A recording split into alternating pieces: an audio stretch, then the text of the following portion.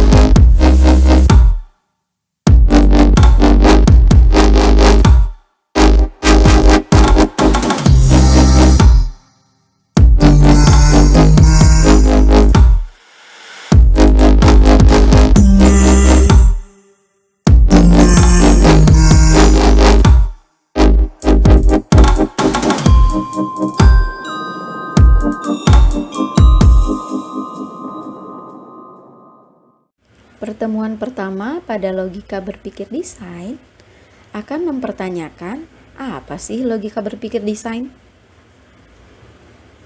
Logika berpikir desain dalam arti logika berpikir yang dimaksud pada perkuliahan ini bukan logika secara spesifik seperti bidang ilmu, major, rumpun, ataupun cabang filsafat, melainkan logika dalam arti umum dan sederhana, yaitu sejenis dasar pemikiran atau kerangka pikir. Pada dasarnya, mata kuliah ini bernama Design Thinking, yang apabila diterjemahkan cukup menjadi berpikir desain.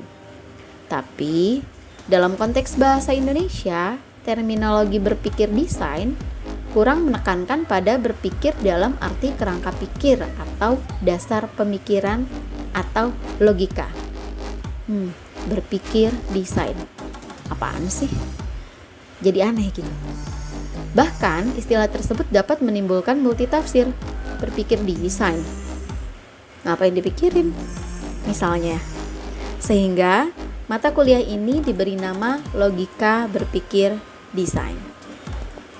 Supaya lebih jelas positioning mata kuliahnya itu apa, yaitu lebih kepada kerangka pemikiran dari desain itu sendiri. Dalam bahasa Indonesia, kata serapan desain ya dari bahasa Inggris design dapat dipadankan dengan kata rancangan. Nah, dalam kelas ini, kata merancang akan lebih cenderung digunakan untuk memberikan penekanan pada karakteristik desain sebagai sebuah proses dan bukan sekadar benda atau objek, apalagi wacana. Ambrose dan Harris menyatakan bahwa design is a process that turns a brief or requirement into a finished product or design solution.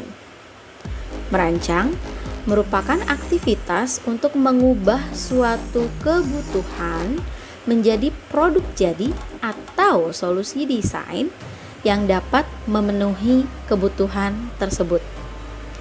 Dalam merancang, terdapat dua macam proses sekaligus, yaitu proses kreatif dan proses ekonomis. Proses kreatif dalam arti bahwa mengubah atau mencipta sesuatu. Sementara proses ekonomis itu dalam arti untuk memenuhi suatu kebutuhan. Nah, inilah yang membedakan antara desain dari seni.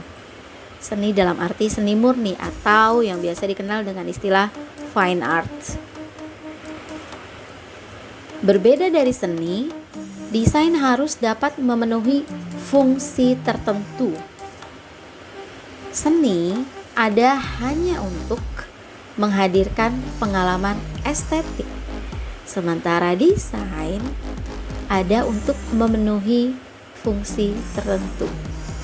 Great design is more about delivering solutions to problems, kata Phillips. Pada sebuah karya desain yang baik, orang dengan mudah dan serta-merta secara intuitif dapat mengetahui apa sih fungsinya tanpa harus dijelaskan panjang lebar. Misalnya, mendesain bentuk gagangan. Ya jelas bentuk gagangan itu ya memang untuk dipegang. Jadi desainnya ya selain harus terlihat indah juga memang harus mudah untuk dipegang. Atau tombol untuk dipencet. Nah, berarti desain tombolnya ya paling pertama adalah harus mudah untuk dipencet sebelum tombol itu terlihat menarik gitu. Bentuk desain yang menarik. Jadi sebelum kata menarik atau indah, desain itu selalu mengandaikan pada fungsinya.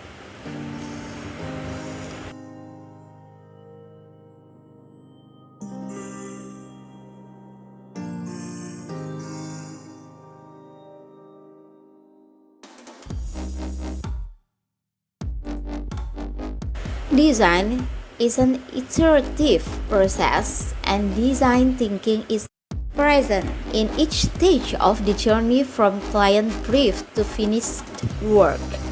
menurut Ambrose dan Harris. Artinya adalah bahwa berpikir desain atau design thinking dengan demikian merupakan proses bernalar yang menyertai setiap aktivitas di dalam proses merancang, dari sejak memahami permintaan atau kebutuhan klien hingga menghasilkan produk akhir. Nah, itulah design thinking.